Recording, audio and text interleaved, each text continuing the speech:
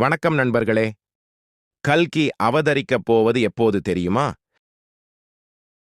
இதுவரை பகவான் மகாவிஷ்ணு எடுத்த அவதாரங்கள் அனைத்துமே அதர்மத்தை அழித்து தர்மத்தை நிலைநாட்டுவதற்காகவே இருக்கும். அதுபோலவே கலியுகத்தில் விஷ்ணு பகவான் எடுக்கப் போகும் 10வது அவதாரம்தான் கல்கி அவதாரமாகும். இந்த அவதாரத்தை பற்றிய சுவாரஸ்ய தகவல்களை இந்த பதிவில் காணலாம். கல்கி அவதரிக்கப் போவதை பற்றி கல்கி புராணம், விஷ்ணு புராணம் மட்டுமில்லாமல் புத்த மதம், திபெத்திய மதம், கிறிஸ்தவ மதம் என்று எல்லா மதங்களும் தர்மத்தை நிலைநாட்ட பிறக்கப் போகும் ஓர் அவதாரத்தை பற்றி கூறுகிறது.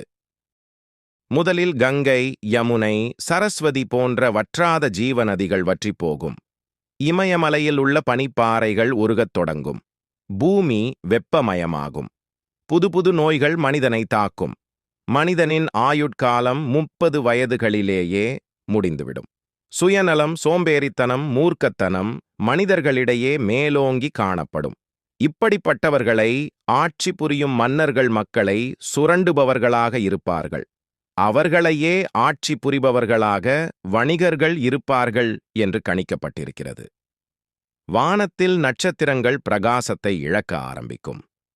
உலகத்தை இருள் மூழ்கடிக்க ஆரம்பிக்கும்.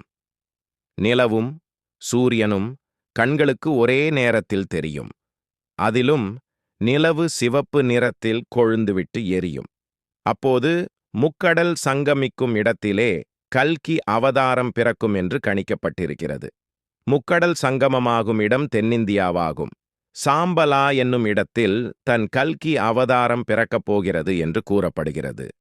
சாம்பலாவில் பிறக்கும் கல்கி பிறவியிலேயே கோபக்காரராக இருப்பாராம். பரசுராமரும் அனுமரும் இவருக்கு பல போர்க்கலைகளை கற்றுத்தருவார்கள். கல்கி அசுர பலத்தை அடைந்ததும் வெள்ளை குதிரை மீது அமர்ந்து கொண்டு கையில் வாள் வைத்துக்கொண்டு மொத்த உலகையும் வலம் வருவார். அப்படி அவர் உலகை வலம் வந்து முடிக்கும்போது தீயவர்கள் அனைவரும் அழிக்கப்பட்டிருப்பார்கள். எனினும் கல்கி அவதாரம் அழிப்பதற்காகவே ஆகும்.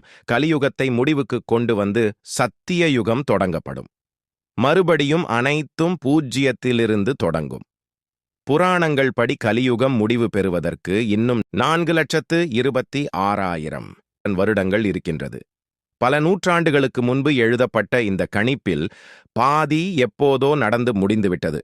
உறவுகளுக்குள் பொறாமை, ஏமாற்று, பொய்கள், ஆட்சியில் மக்களை ஏமாற்றுவது, ஊழல் செய்வது, உலகத்தின் பொருளாதாரத்தை பிசினஸ்மென் முடிவு செய்வது, ஆரோக்கியமான உணவு இல்லாமல் நோய் வந்து இறப்பது, பூமியின் வெப்பம் அதிகரித்தல் போன்று யாரோ எப்போதோ சொல்லி வைத்த கணிப்பு அப்படியே இப்போது நடக்கிறது என்றால், அதில் சொல்லப்பட்டிருப்பது போல கல்கி அவதாரமும் உலகில் பிறப்பெடுக்குமா? அதை பொறுத்திருந்துதான் பார்க்க வேண்டும். கதையை படித்த கேட்ட அனைவருக்கும் நன்றி. கதை பிடித்திருந்தால் நமது சேனலை லைக் செய்து சப்ஸ்கிரைப் செய்து கொள்ளுங்கள். நன்றி, வணக்கம்.